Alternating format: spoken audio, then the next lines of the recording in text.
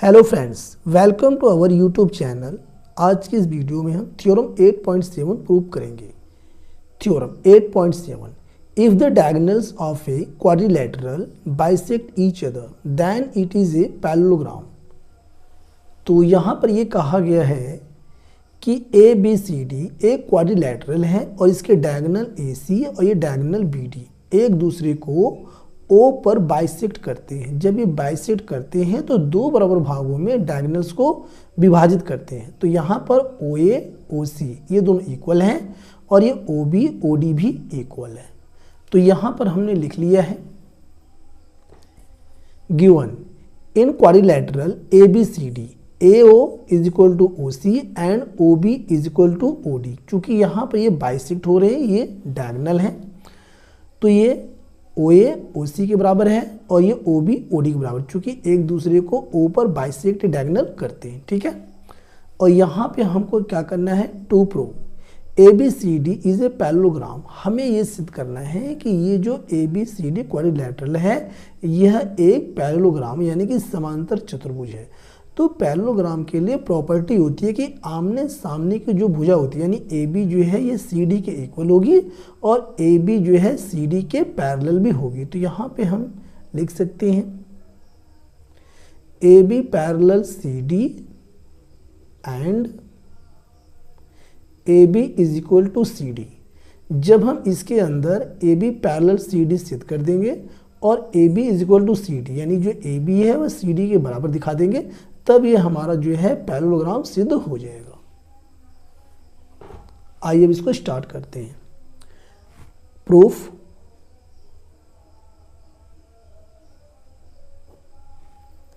हम क्या करेंगे, इसे प्रूफ करने के लिए ट्रायंगल ए ओ बी और ट्रायंगल सी ओ डी को लेंगे। ठीक है, यहाँ पे थोड़ा सा हम दिखा देते हैं। In triangle AOB and triangle COD। तो यहाँ पे हमने दो ट्रायंगल लिया है AOB और ये ट्रायंगल हमारा है COD। इन दोनों में हम कंपैरिजन करेंगे। तो यहाँ पे हमें दिख रहा है कि ये जो AOB ट्रायंगल का AO है यह ट्रायंगल COD के OC के बराबर है, क्योंकि यहाँ पर ये दोनों बाइसेक्ट करते हैं। तो यहाँ हम लिख सकते हैं AO is equal to CO।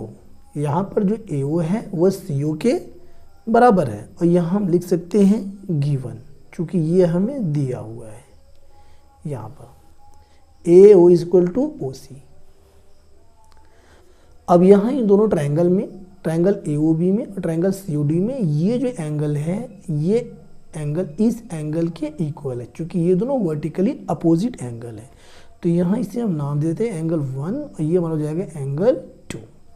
तो यहाँ हम लिख सकते हैं ट्रायंगल AOB में angle 1 is equal to triangle COD में एंगल 2। ये कैसे, दोनों इक्वल हैं और यहाँ पर रीजन हम लिख देंगे वर्टिकली अपोजिट एंगल्स।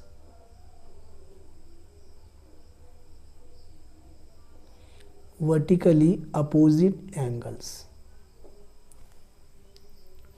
अब ट्रायंगल AOB में ये जो OB साइड है यह ट्रायंगल COD की OD के इक्वल है, क्योंकि OB is equal to OD। यहाँ पर ये हमें पहले ही ये गिवन है। ठीक है, तो यहाँ हम लिख सकते हैं OB is equal to OD और रीजन लिख देंगे हम गिवन। इस प्रकार ये हमारी हो गई साइड और ये हमारा हो गया एंगल और ये हमारा हो गया साइड। तो यहाँ पे ये दोनों ट्रायंगल हमारे कॉन्ग्रुएंस प्रूव हो गए। कैसे, therefore triangle AOB congruence triangle to COD bye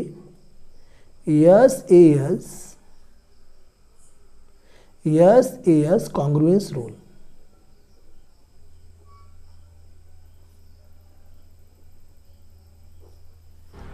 जब ट्रायंगल AOB और ट्रायंगल COD दोनों हमने यहाँ पे प्रूव कर दिया कि दोनों ट्रायंगल कॉन्ग्रुएंस है, तब इनके कॉरस्पॉन्डिंग पार्ट्स भी इक्वल होंगे। तो यहाँ पर जो ए बी है ये सी डी के इक्वल होगा। तो यहाँ हम लिख सकते हैं A B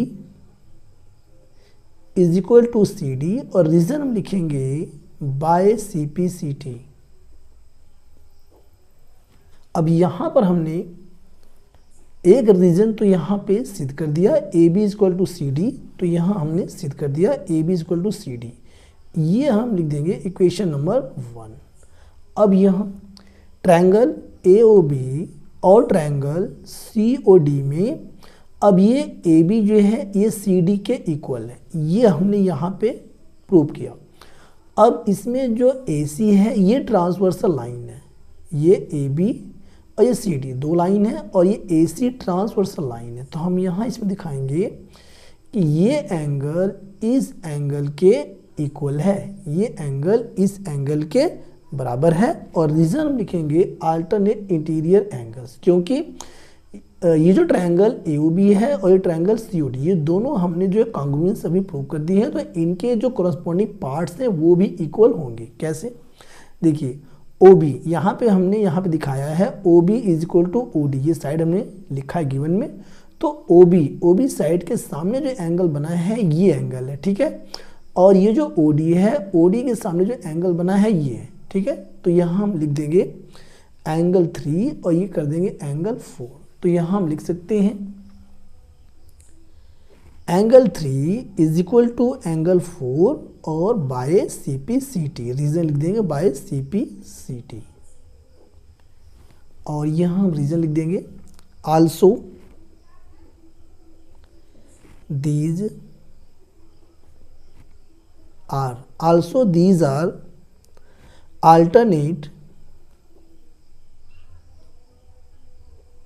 alternate interior angles. So